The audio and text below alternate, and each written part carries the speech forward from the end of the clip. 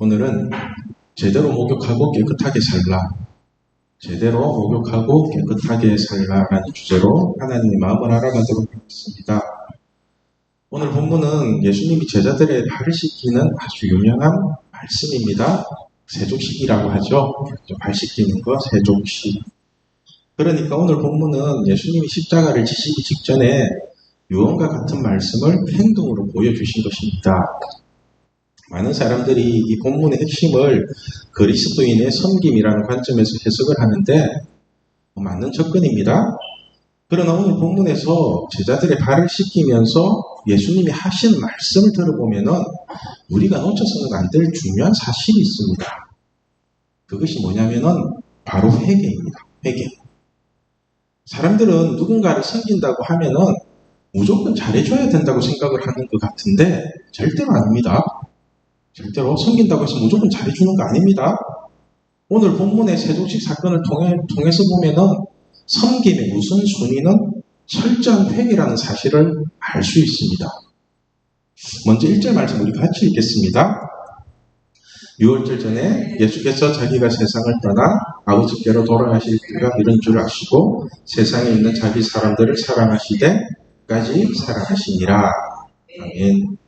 6월절 전날이니까 예수님이 십자가에 처형을 당하기 하루 전날입니다. 그래서 예수님은 자기가 십자가에 죽을 줄 이미 아시고 세상에 있는 자기 사람들을 사랑하시되 끝까지 사랑하기로 작정을 하십니다. 그러니까 예수님은 개나 소나 아무나 다 좋다고 사랑하는 것이 아니라 세상에 있는 자기 사람들을 사랑하신다고 합니다. 자기 사람들을. 그래서 하나님께 회개하는 사람, 하나님을 아버지라고 부르는 사람을 끝까지 사랑하시겠다는 겁니다. 여러분, 우리가 누군가를 진짜로 사랑하면은 그 사람의 마음과 생각이 다 보입니다.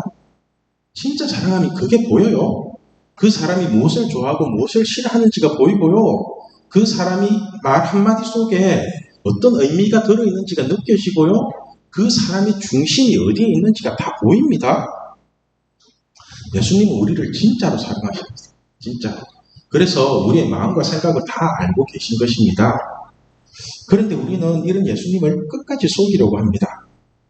그 이유가 뭐냐면은 자신이 얻고자 하는 욕심 때문에 그렇습니다. 욕심 때문에 예수님은 우리에게 평안과 기쁨을 주고자 하는데 우리는 오직 돈만 달라고 그럽니다.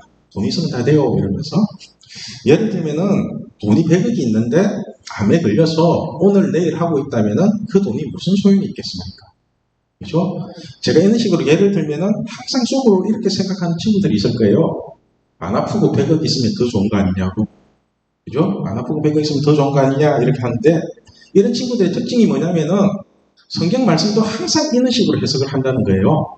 성경 말씀도 예수님이 네 손으로 열심히 일해서 먹고 살라고 하면은 오병이어의 기적처럼 그냥 나도 좀 편하게 이렇게 기적같이 편하게 먹고 살면 안 될까요? 이러고 있다고요. 십자가를 지고 나를 쫓아라고 그러면은 그렇게 예수님을 쫓으면은 뭐 해줄 거냐고 조건 달고 있다고.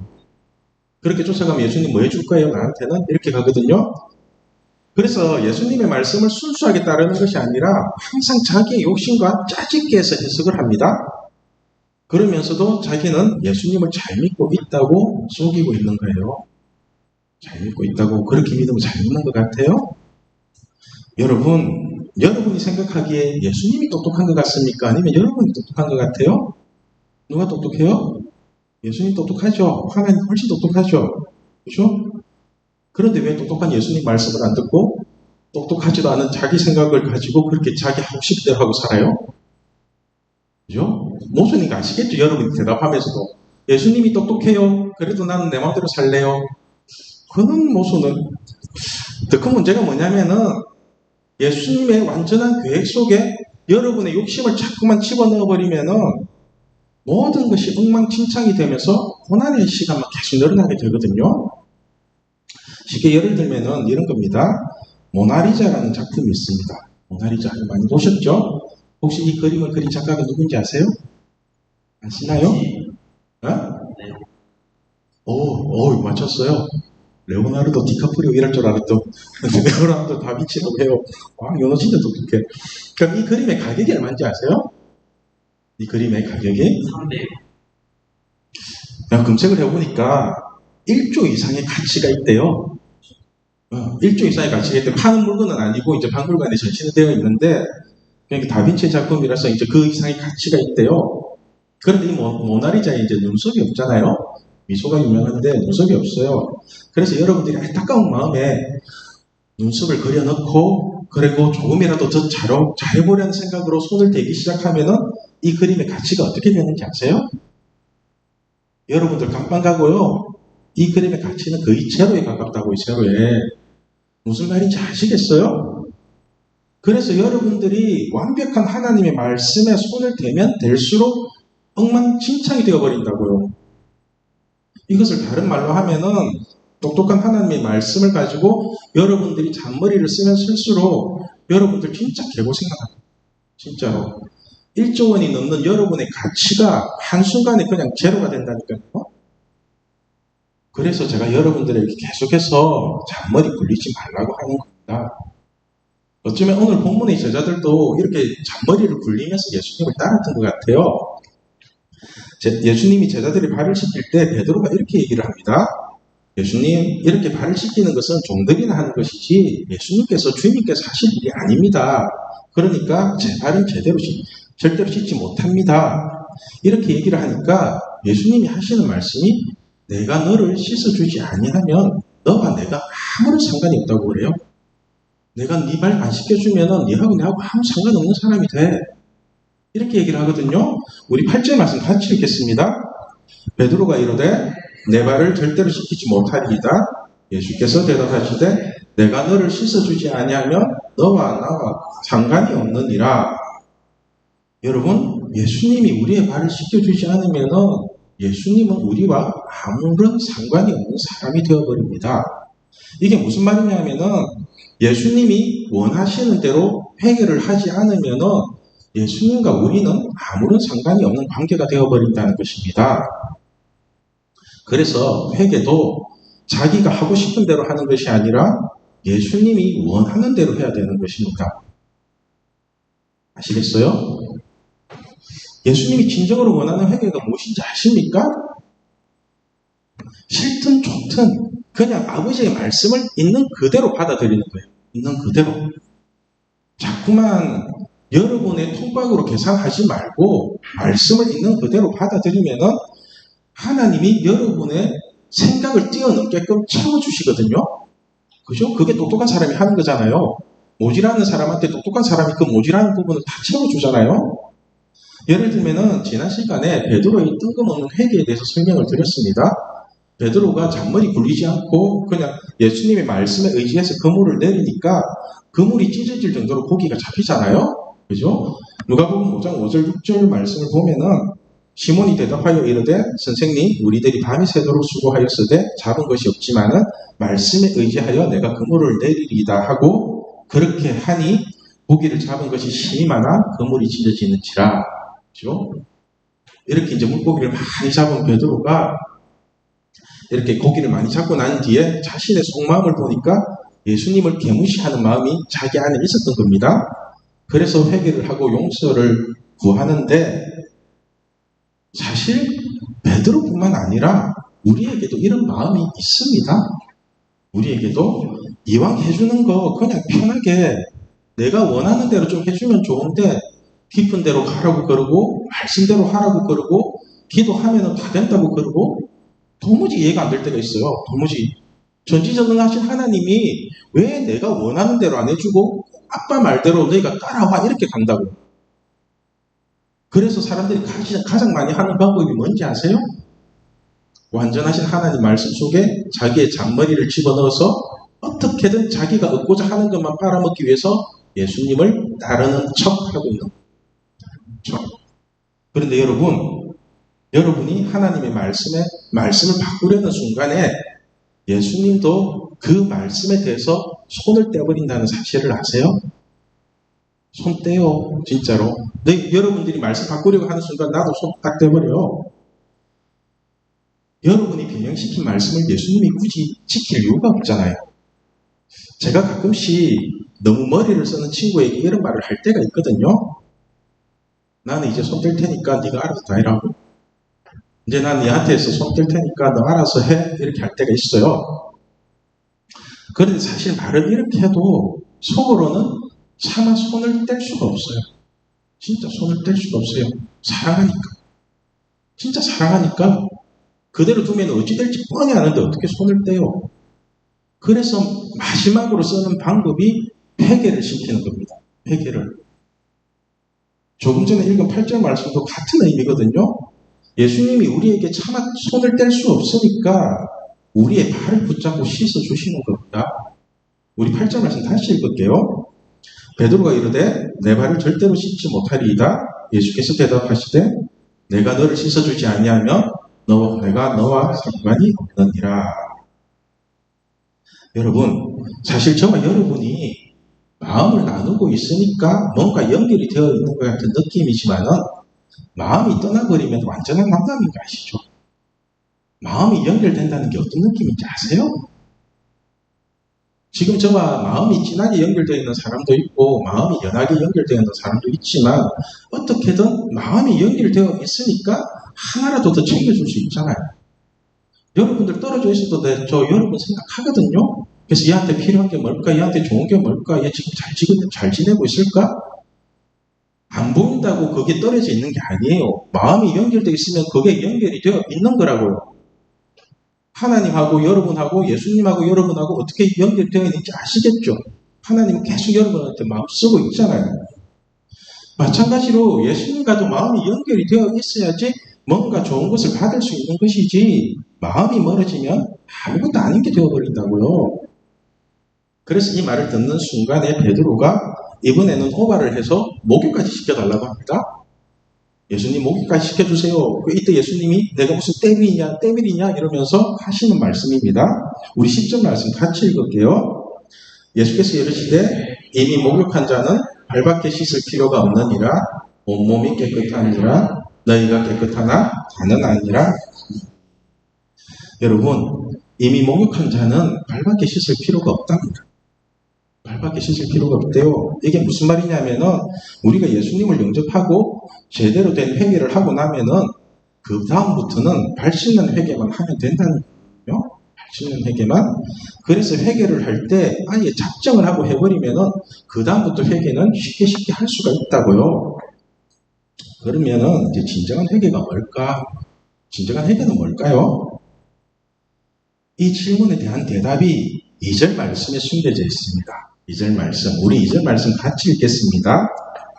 마귀가 벌써 시몬의 아들 가룟 유다의 마음에 예수를 팔려는 생각을 넣었더라. 자, 보세요. 마귀가 벌써 시몬의 아들 가룟 유다의 마음에 예수를 팔려는 생각을 넣었더라. 돼 있어요. 제가 이 말씀을 읽을 때마다 드는 생각이 어떻게 이게 가능할까요? 어떻게 이게 가능할까? 여러분, 가룟 유다는 예수님을 3년 동안 따라다닌 예수님의 제자입니다. 12제자 중에 한 사람으로 들어가는 제자예요. 베드로, 요한, 야고보부터 해가지고 쭉 같이 다녔어요. 그런데 마귀가 벌써 이 가룟 유다의 마음에 예수를 팔려는 생각을 넣었답니다. 너무 놀랍지 않나요? 그러니까 가룟 유다는 3년 동안 예수님을 쫓아다니면서 계속해서 예수님을 팔아먹을 궁리만 하고 있었다는 거예요. 예수 따라다니면 어떻게 하면 돈 될까? 내가 어떻게 하면 편하게 살까? 내한테 유리한 게 뭘까? 내 이익은 뭘까? 이것만 따지면서 예수님을 따라다녔다는 거예요. 제자처럼. 여러분, 가룟 유다가 은 30에 예수님을 팔아넘긴 건 아시죠? 은 30에. 그렇죠? 마태복음 26장 14절 15절을 보면은 그때의 12 중에 하나인 가룟 유다라 하는 자가 대제사장들에게 가서 말하되 내가 예수를 너희에게 넘겨주리니 얼마나 주려느냐 하니 그들이 은 30을 달아주거늘. 그러니까 한마디로 가룟 유다는 3년 동안 예수님을 따라다니면서 자기 이익과 돈 벌 궁리만 하고 있었다는 거예요. 여러분이 생각해도 이건 해도 너무하지 않나요? 해도 너무하지 않나요? 그럼 여러분은 지금 어떤 생각을 가지고 예수님을 따르고 있나요? 어떤 생각 가지고 따르고 있어요? 쉽게 예를 들면은 우리가 토요 모임을 시작한 지 3년이 넘어갑니다. 토요 모임에 오는 친구들도 있고 안 오는 친구들도 있는데 오고 안 오고가 중요한 게 아니라 그래도 토요 모임에 와서 1시간씩 기도를 한다면은 시간이 지날수록 예수님을 믿고 싶고 자신의 잘못을 회개하고 싶다는 생각이 들어야 되지 않나요? 그죠? 이게 정상이죠. 언제까지나 먹을 거 주고 같이 놀아준다는 생각만 가지고 올 수는 없잖아요. 그런데 이런 생각이 3년 동안 바뀌지 않는다는 것은 기도할 때 도대체 무슨 기도를 하는 걸까요? 신기하지 않나요? 기도를 하는데 무슨 기도를 하셨길래 3년 동안 예수 잘 믿고 싶다? 이렇게 살면 안 되지 않나? 이런 거를 한 번도 하지 않을까요?